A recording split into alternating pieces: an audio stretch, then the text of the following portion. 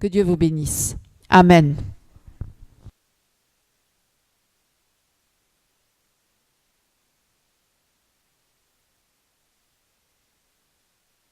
Waouh. Merci pour cet encouragement.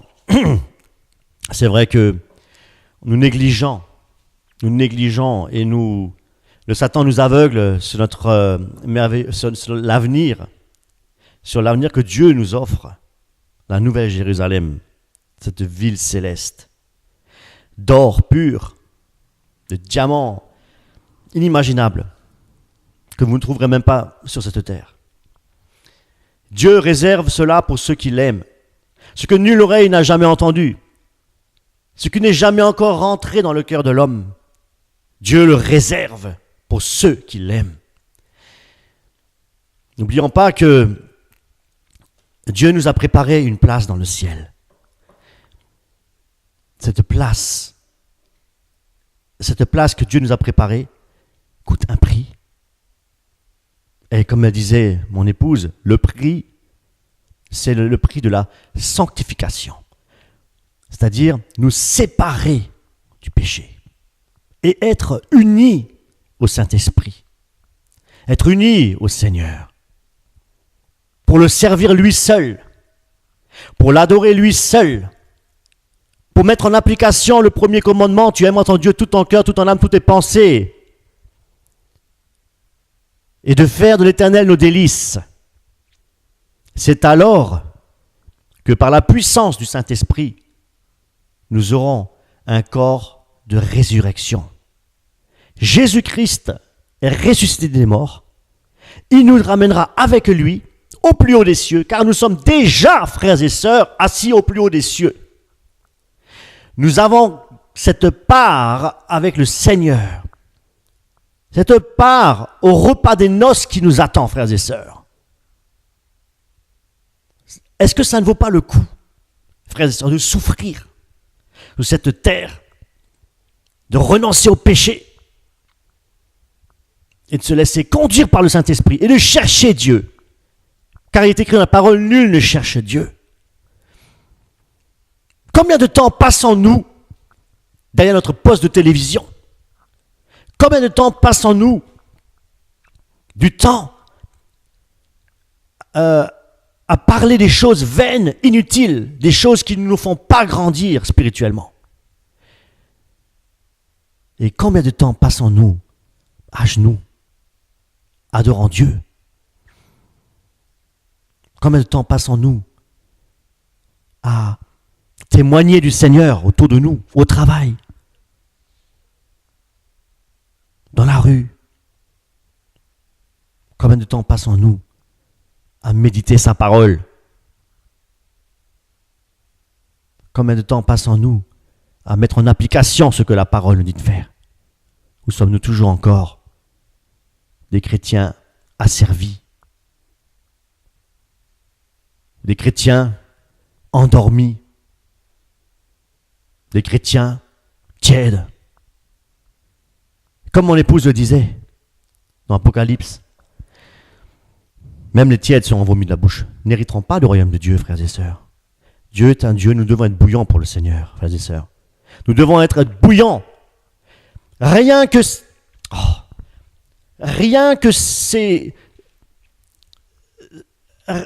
Oh, frères et sœurs, le Seigneur nous veut du bien. Des richesses insondables nous attendent dans le ciel, frères et sœurs. C'est quoi notre vie sur cette terre? C'est quoi allez, 83 ans pour les plus robustes? C'est quoi cette vie? C'est quoi cette courte vie? Cette vie nous a été donnée pour témoigner le nom de Jésus-Christ. Si le Seigneur nous a mis au monde, c'est par sa grâce que nous sommes sauvés, c'est par sa grâce que Dieu nous a mis au monde. Si nous existons, c'est pour Dieu que nous existons, frères et sœurs. Si nous existons, c'est pour être séparés de ce monde, pour être séparés. Regardez tous ces hommes de Dieu. Regardez Élie, regardez Jean-Baptiste. Ils ont été séparés du monde. Pourquoi? Ils ont été mis au monde. Ils ont fait tout petit le vœu du Nazaréen. Pour être séparés. Séparés de ce monde Qu'est-ce qui nous apporte ce monde? Ce monde nous apporte que des souffrances. Si nous sommes réellement de ce monde, eh bien, nous souffrons parce que celui qui domine ce monde, c'est Satan. Il est le prince de ce monde. Alors si vous êtes encore asservis aux choses de ce monde, vous êtes sous l'autorité de Satan. Mais le Seigneur nous donne la liberté. Et c'est en Jésus-Christ que nous sommes réellement libres. Amen. Amen. Gloire à Dieu. Le Seigneur nous a créés libres. Adam et Ève, dans le jardin d'Éden, ont vécu dans la liberté. Mais le Seigneur leur a dit, vous ne toucherez pas de l'arbre de la connaissance du bien et du mal, car le jour où vous en mangerez, vous mourrez. Que s'est-il passé? Ils ont désobéi au commandement du Seigneur. Et figurez-vous qu'ils n'ont plus été libres. Ils ont été, leurs yeux sont ouverts, mais ils ont vu leur nudité, leur péché, leur misère. Et les conséquences, nous voyons, frères et sœurs, les conséquences, c'est le péché. Dans le péché, il y a le meurtre avec Caïn et Abel. Il y a la désobéissance. Et tous ceux qui ne sont pas libres sont esclaves, frères et sœurs. Esclaves du péché. Et dans Galates 5, nous voyons un passage à partir du verset 1. Le Christ nous a libérés pour que nous soyons vraiment libres. Alléluia. Sommes-nous ce matin réellement libres? Si nous sommes en Jésus-Christ, nous sommes libres, frères et sœurs. Le premier Adam a désobéi, a chuté. Le deuxième Adam, qui est Jésus-Christ, a obéi à son Père. Et il est ressuscité des morts. Le premier Adam, c'est la mort. Le deuxième Adam, c'est Jésus-Christ de Nazareth, c'est la vie, frères et sœurs. Et cette vie de résurrection nous a été donnée. C'est pour cette raison que nous sommes affranchis, nous sommes libres du péché qui nous mène à la mort, frères et sœurs. Cette liberté, nous ne pouvons pas non plus faire ce que nous voulons. Dieu nous a affranchis pour être libres et non plus esclaves du péché. Donc, si nous sommes libres, nous ne devons plus pécher. Prenez avec moi Romains 5.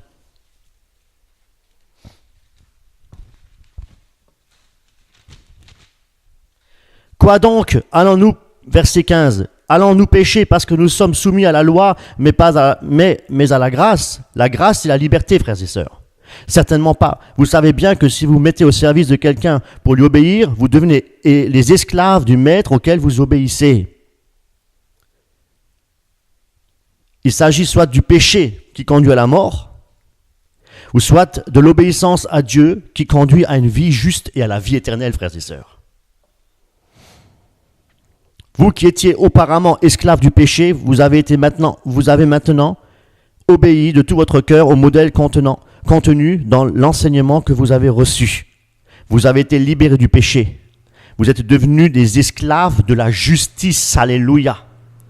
Nous ne sommes plus esclaves du péché, nous sommes esclaves de la justice.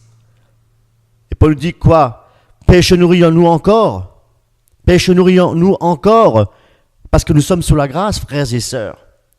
La grâce nous a affranchis du péché. La grâce, c'est Jésus-Christ de Nazareth. Parce qu'il a obéi de second Adam. Il a fallu un second Adam justement pour pouvoir avoir la vie éternelle. Parce que Adam Le premier Adam, à cause du péché, nous conduit à la mort, frères et sœurs. Alors, quel fruit portes-tu aujourd'hui de ta vie? As-tu encore cette semence de mort en toi? Est-ce que as-tu donné ta vie réellement à Jésus-Christ? Est-ce que tu as donné ton cœur, ton âme? Est-ce que tu as fait du Seigneur ta vie? Est-ce que Dieu habite-t-il? Est-ce que l'Esprit de Dieu habite-t-il en toi? Si tu es réellement esclave de la justice, tu dois abandonner le péché. Si tu as encore des péchés dans ta vie cachés, des choses en toi qui ne glorifient pas le Seigneur, où tu sais pertinemment que lorsque je pratique ce péché, peut-être d'autres ne le voient pas, mais tu sais au fond de ton cœur que tu attristes le Saint-Esprit parce que tu regrettes. Et à chaque fois, tu reviens à Christ et tu demandes pardon et tu regrettes. Et tu reviens à Christ et tu demandes pardon et tu regrettes, etc. Mais tu es affranchi de la loi, tu es libre, frère. Tu es libre. Qu'est-ce que tu attends pour proclamer ta liberté? Qu'est-ce que tu attends de proclamer de ta bouche que tu es libre? Jésus-Christ, lui, il a payé sur la croix. Il est mort sur la croix pour tes péchés, justement pour ce péché-là. Mais toi, tu te dis toujours, j'arrive pas à renoncer à ce péché, c'est plus fort que moi, j'y arrive pas.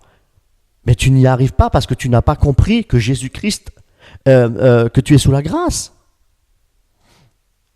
Que tu es sous la grâce. Si Jésus-Christ a payé le prix fort sur la croix et qu'il a pris ce péché sur lui, il a souffert lui jusqu'à la mort, il a souffert, il a versé son sang pour toi. Et toi, est-ce que tu as versé du sang pour ce péché qui te tient encore captif?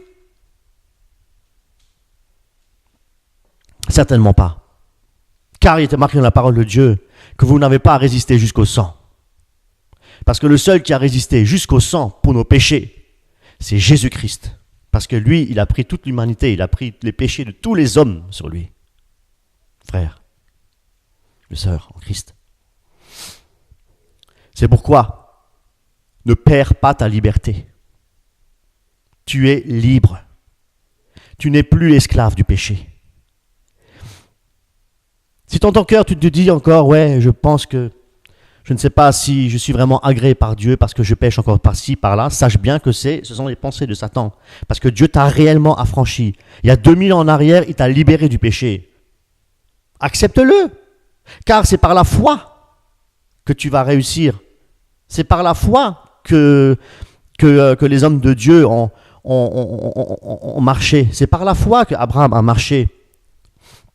Et c'est par la foi aussi que tu es libre. C'est par la foi en Christ que tu es libre. Crois-le, Jésus-Christ a payé le prix. C'est un fait, c'est une réalité.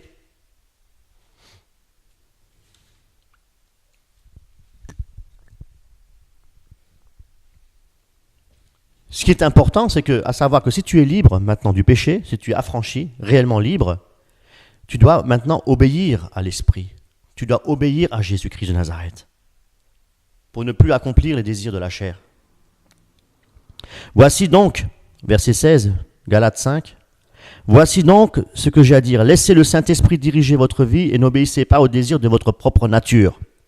Car notre propre nature a des désirs contraires à ceux de l'Esprit et l'Esprit a des désirs contraires à ceux de notre propre nature. Ils sont complètement opposés l'un à l'autre, de sorte que vous ne pouvez pas faire ce que vous voudriez.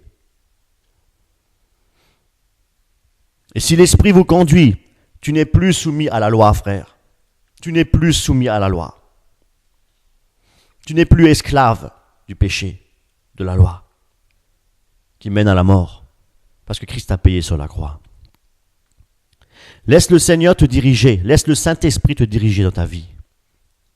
L'Esprit, il est là justement pour te convaincre du péché. L'Esprit est là justement pour te diriger. Lorsque tu fais un choix, dans ta vie, quel que soit le choix, un choix au niveau d'ordre professionnel ou quoi que ce soit, parle avec le Seigneur, pose-lui des questions. Que tu puisses connaître sa volonté dans ta vie pour le choix de ton travail. Et le Seigneur t'éclairera. Fais-lui confiance.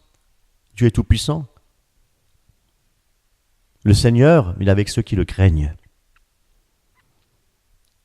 Craindre le Seigneur, ce n'est pas simplement dire je crois en toi, je te respecte, je fais ma prière, Non. Craindre le Seigneur, c'est déjà reconnaître son autorité dans ta vie, sa seigneurie dans ta vie. Si tu reconnais sa seigneurie dans la vie, tu cesses de pécher, frère. Tu cesses de pécher. Et c'est pourquoi Paul dit, ne péchez plus, que le péché ne règne plus dans votre corps mortel, la chair. Le chrétien le plus malheureux, c'est celui qui va à l'église, mais qui continue à pécher. C'est un chrétien qui est tiède. Et le Seigneur a dit, je te vomirai de ma bouche. Mais le Seigneur n'est pas un Dieu sentimentaliste. Dieu n'est pas un Dieu sentimentaliste. Est-ce que vous connaissez l'épisode avec Ananias et Saphira dans Actes? Ils ont été foudroyés sur le champ. Foudroyés. Parce qu'ils ont menti au Saint-Esprit. Frères et sœurs. Dieu n'a pas changé. Dieu n'a pas changé. Et le Dieu de l'Ancien Testament, lorsque vous voyez effectivement, vous voyez, ça c'est le Dieu du Nouveau Testament, Ananias et Saphira.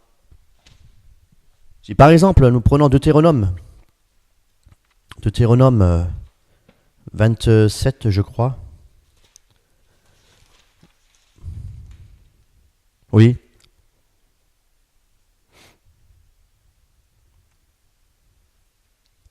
Au verset 15, « Maudit soit celui qui se fabrique une idole taillée, une statue en métal fondu pour l'adorer en secret. » Ça peut aussi être, frères et sœurs, ça peut aussi être quelqu'un qui est, par exemple, si tu aimes énormément le football, que tu es tout le temps, tu vas voir les matchs, etc., tu es tout le temps là-dedans, ça prend le dessus, hein, même plus que le Seigneur, ben, c'est la même chose. Ce sont les idoles d'aujourd'hui. Aujourd'hui, il y a des idoles, la musique, quoi que ce soit. Ça n'a pas changé. À l'époque, il y avait pas. Voilà, à l'époque, c'était des fabrications d'idoles taillées, des statues en métal, fondues, etc. Le Seigneur déteste ce genre d'objets fabriqués par des mains humaines. Comme le Seigneur déteste, dans la Nouvelle Alliance, qu'on lève les mains, qu'on glorifie Dieu avec un cœur qui n'est pas sanctifié. C'est la même chose. Le Seigneur regarde le cœur, au fond de ton cœur. Alléluia. Frères et sœurs, nous parlons tout le temps que de bénédiction. Nous parlons tout le temps de bénédiction. Bénédiction parce que Dieu nous a sauvés, parce que Dieu nous a rachetés d'un grand prix sur la croix. Mais les malédictions dans votre vie, on n'en parle jamais. Les malédictions quand on désobéit au Seigneur. C'est pas grave, Dieu pardonne. On vit dans la grâce. Non, frères et sœurs, non. Dieu est un Dieu d'ordre. Dieu est un Dieu saint. Dieu est celui qui va juger son peuple. J'ai bien dit son peuple.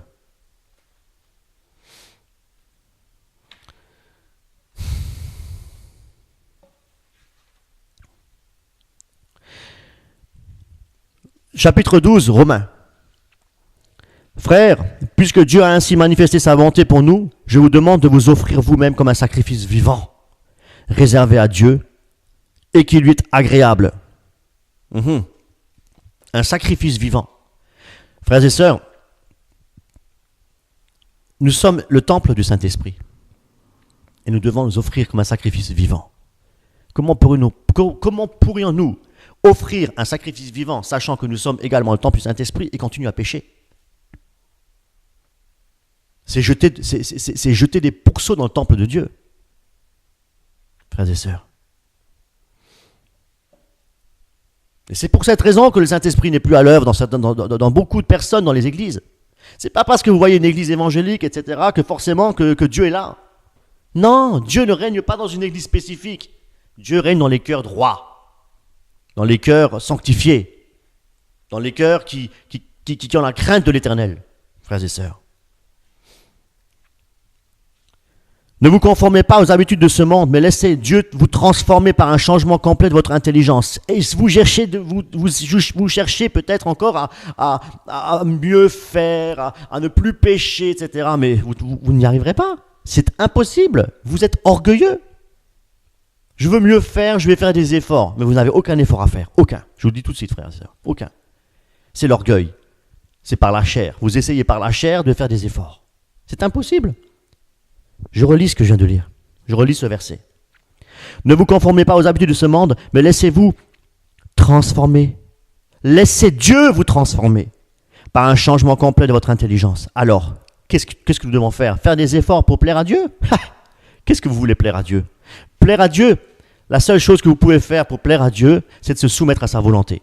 Et de lui dire, moi, je suis un pécheur, tu m'as sauvé par grâce, la seule chose que je peux faire, c'est de me repentir de mes péchés et te demander de me transformer. Et c'est exactement ce qui est écrit dans ce verset. Ne vous conformez pas aux habitudes de ce monde, mais laissez Dieu vous transformer. Laissons le Seigneur nous transformer. Qui sommes-nous pour pouvoir nous transformer nous-mêmes? C'est l'orgueil, frères et sœurs.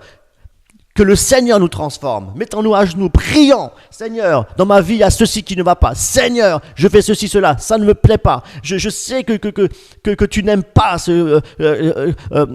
comment j'agis ici, comme ce que je fais ici, etc. Seigneur, je te demande de me transformer. Nous devons être des modèles. Nous devons être transformés à l'image de Christ. Mais nous devons le faire, peut-être même à travers le jeûne. Nous devons le faire en versant peut-être des larmes. Frères et sœurs, parce que par vos propres moyens, vos propres forces, vous n'arriverez à rien, rien. Et c'est pour ça que vous n'avancez pas dans la vie chrétienne, parce que vous n'êtes pas soumis au Saint-Esprit, vous n'êtes pas soumis à Dieu, vous n'êtes pas soumis au Seigneur.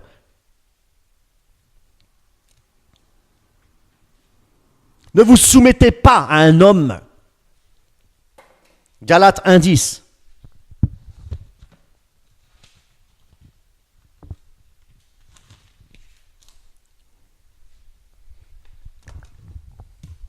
Ah, ces lunettes.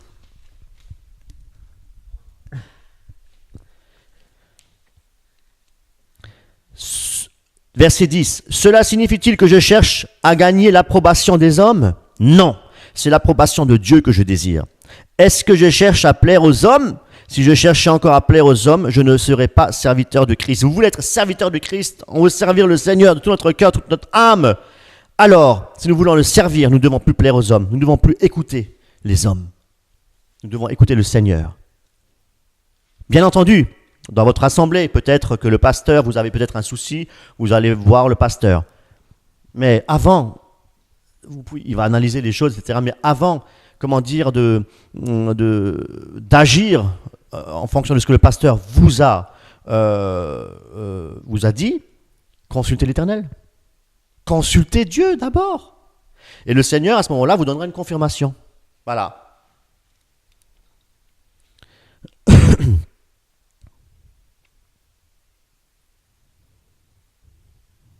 Merci Seigneur.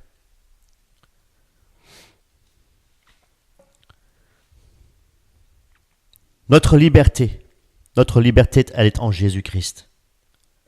Le Seigneur nous a rendus libres pour ne pas faire n'importe quoi.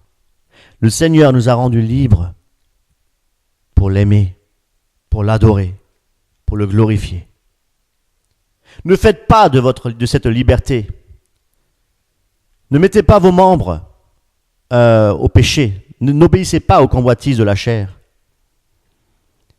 Si vous n'avez pas suffisamment, si vous n'êtes pas suffisamment dans l'amour du Seigneur, si l'amour de Dieu n'est pas en vous, ou si la foi, vous n'avez pas suffisamment de foi, le Seigneur nous dit, demandez, je vous donnerai.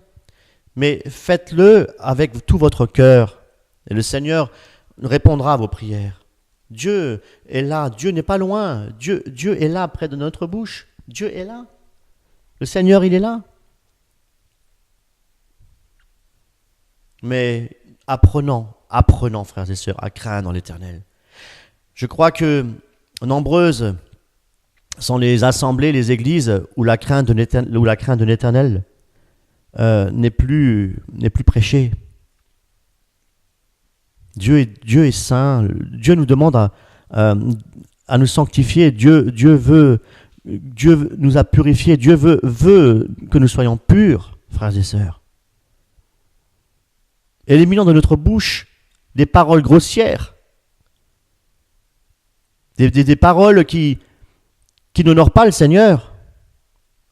Vous êtes peut-être dans votre lieu de travail, peut-être y a-t-il un groupe comme ça de personnes qui qui sont vulgaires dans leurs propos, dans leur façon de parler, vous n'êtes pas obligé de faire avec. Vous n'êtes pas obligé de faire avec, partez. Ne restez pas avec eux. Ne rigolez pas sur leurs propos, sur les plaisanteries malsaines. Dieu a dit, l'apôtre Paul a dit, que de votre bouche ne sorte rien d'impur, rien, même pas de plaisanterie.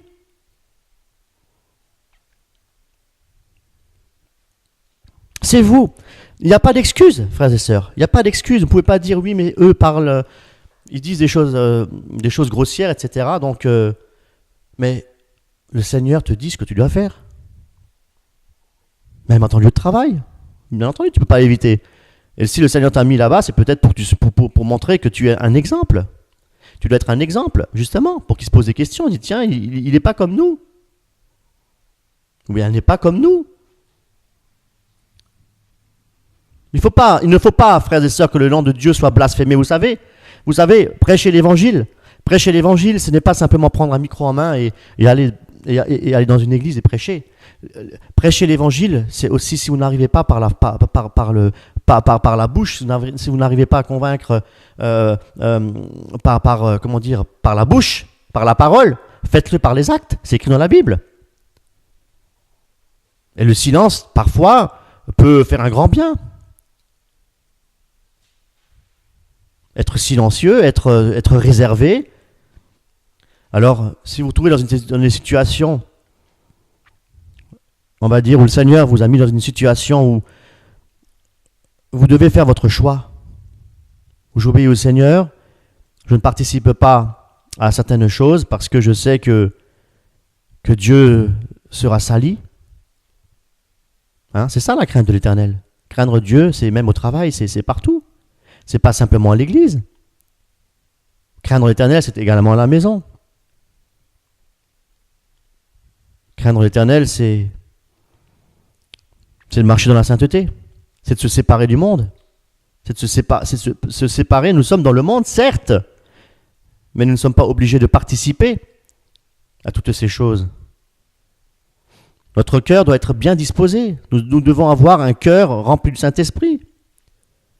Tous les jours, nous devons demander au Seigneur de nous remplir de son esprit, de marcher dans la sanctification, dans la vérité. C'est un travail, frères et sœurs. Sachez que l'adversaire, le diable, rôde comme un lion rugissant. Et la seule chose qu'il veut faire, c'est détruire. Il veut détruire, il veut égorger. Et vous êtes une proie. Vous êtes une proie, nous sommes tous des proies. C'est à nous de veiller, la parole nous dit, veiller, et de méditer la parole jour et nuit. Si nous méditons la parole jour et nuit, et si nous veillons, et si nous implorons la grâce du Seigneur, et si nous aimons notre Seigneur tout notre cœur, en obéissant à sa parole, en vivant dans l'honnêteté, dans la sainteté, dans la purification, eh bien le Seigneur nous honorera. Et nous pouvons être sûrs d'être sauvés, d'avoir la vie éternelle. Mais nous serons persécutés.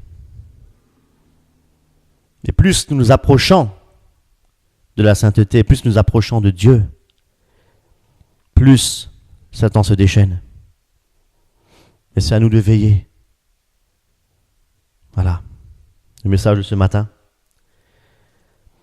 Nous sommes libres, affranchis pour ne plus pécher, pour marcher dans la sainteté, pour marcher dans la vérité et pour faire de l'Éternel nos délices et qu'il soit le Seigneur de notre vie.